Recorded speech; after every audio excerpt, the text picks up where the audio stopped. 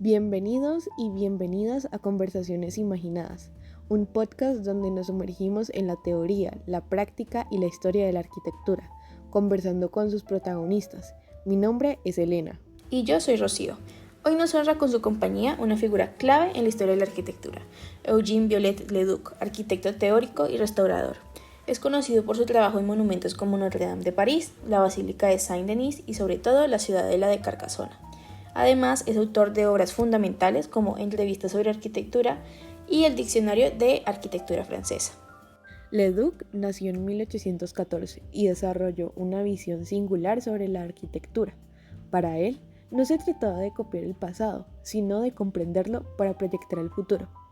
Hoy lo tenemos aquí con nosotros, en París, en el año 1864, poco después de la publicación del primer volumen de sus Entretien sur l'architecture, de 1863. El gusto es mío. Siempre es un placer poder hablar de lo que considero no solo una profesión, sino una forma de pensamiento estructurado. Iniciemos entonces con las preguntas. La hemos dividido en 3 bloques de acuerdo a los temas que trataremos hoy. El primero es la arquitectura en el tiempo. Señor Viollet-le-Duc, ¿cómo entiende usted la arquitectura en relación con su tiempo? ¿Por qué considera que el siglo XIX no ha desarrollado una arquitectura propia? Lo que verdaderamente ha fallado en el siglo XIX no es la capacidad para construir, ni los medios técnicos, ni el conocimiento acumulado, sino el método. Hemos abandonado el razonamiento arquitectónico para sumergirnos en un eclecticismo sin rumbo. Imitamos los estilos del pasado sin comprender sus causas profundas, y en esa carencia de método radica nuestra esterilidad creativa. La arquitectura debe partir de la verdad, de la adecuación entre la forma, la necesidad que satisface y el medio de construcción. Solo así lograremos una arquitectura auténtica y original. Sin método, la abundancia de recursos técnicos no es una bendición, sino un estorbo que genera caos. Si es así, entonces, ¿cuál es ese método que propone usted? Un método científico que analice causas, no efectos. Forma, necesidad y medio de construcción deben estar en armonía. Hay que ser auténtico según el programa y según los procedimientos constructivos. Solo desde esta claridad se puede fundar una arquitectura que sea verdaderamente moderna y coherente con su tiempo. Usted ha insistido en que toda forma arquitectónica debe responder a una necesidad funcional y que la decoración solo tiene sentido si surge el sistema constructivo. Entonces, ¿cómo transforma esta visión el modo en que concebimos y diseñamos la arquitectura? La consecuencia directa es que la forma arquitectónica ya no puede imponerse como una capa superficial, sino que debe emerger de la función y del sistema constructivo. La autenticidad arquitectónica solo existe cuando los elementos responden a necesidades reales. La simetría, la ornamentación o la composición visual no son fines en sí mismos, sino derivados. De ahí que defienda que ser auténtico implica responder al programa funcional y emplear los materiales conforme a su naturaleza. El segundo bloque lo llamamos técnica, materialidad y racionalidad. Usted insiste en que los materiales deben usarse según sus propiedades. ¿Cómo entiende esta idea de verdad constructiva? Cada material tiene propiedades que le son propias y que el arquitecto debe respetar.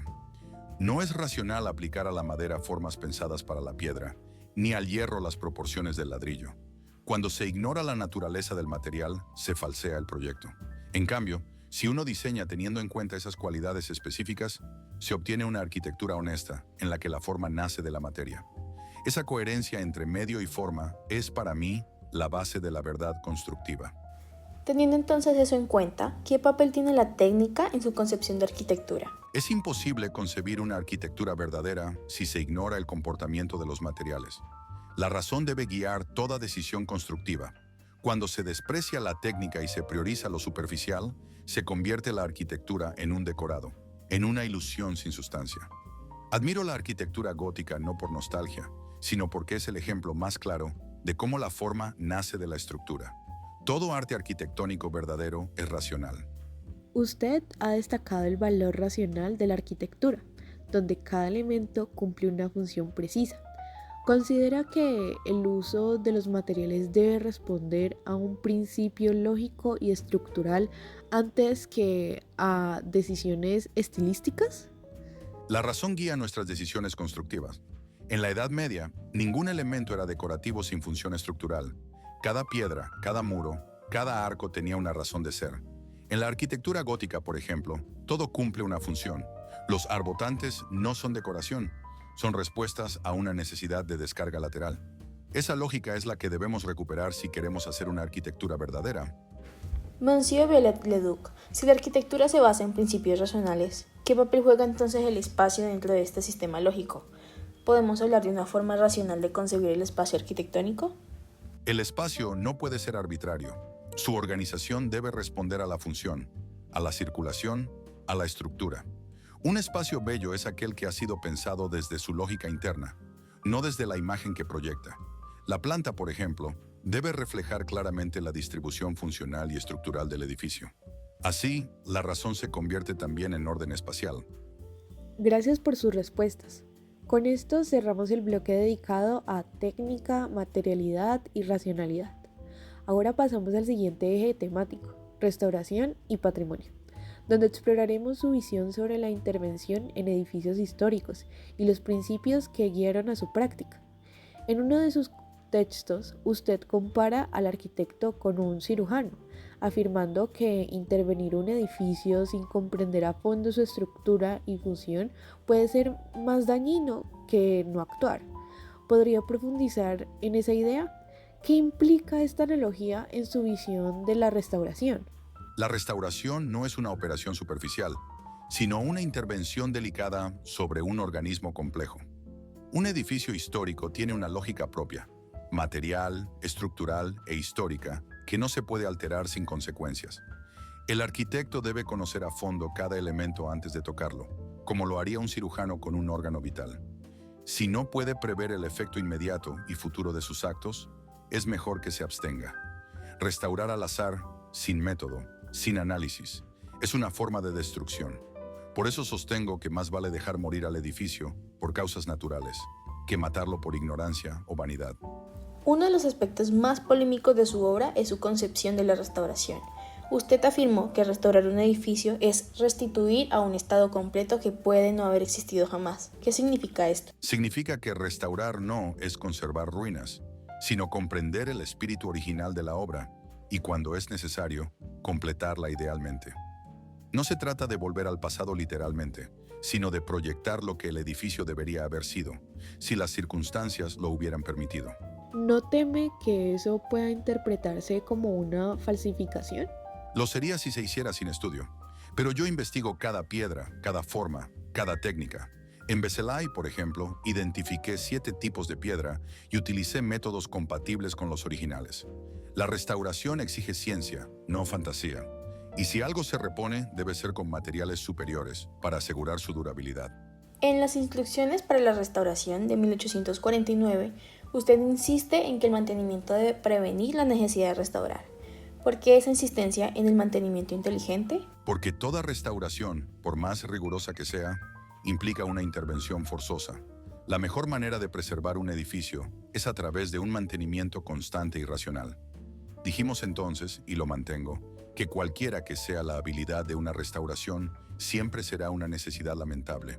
Un mantenimiento inteligente debe prevenirla.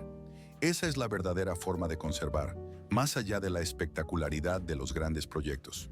En su texto también establece normas estrictas sobre el uso de materiales, el estudio del estilo y las técnicas constructivas originales.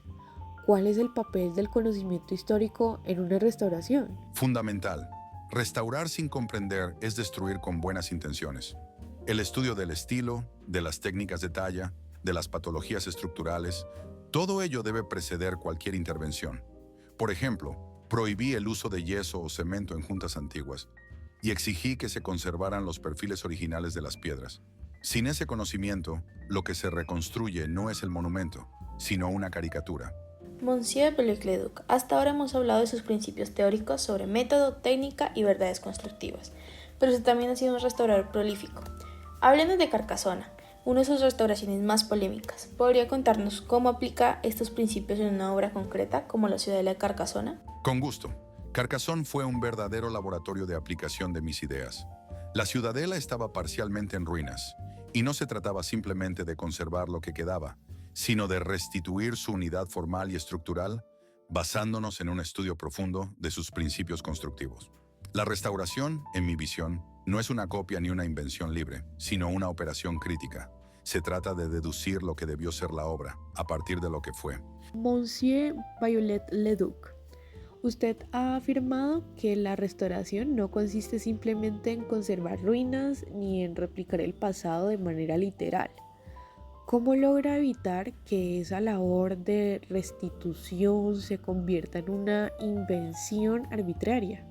¿Qué criterios rigieron, por ejemplo, su trabajo en Carcassonne? La restauración para mí no es una operación arqueológica ni puramente documental. Es un acto arquitectónico racional. El restaurador no debe limitarse a consolidar lo que existe, sino restituir la unidad y el espíritu original de la obra, cuando es posible deducirlo con rigor. En Carcassonne, cada decisión se basó en estudios tipológicos, en el conocimiento profundo del sistema defensivo medieval del Languedoc y en la comparación con edificaciones coetáneas.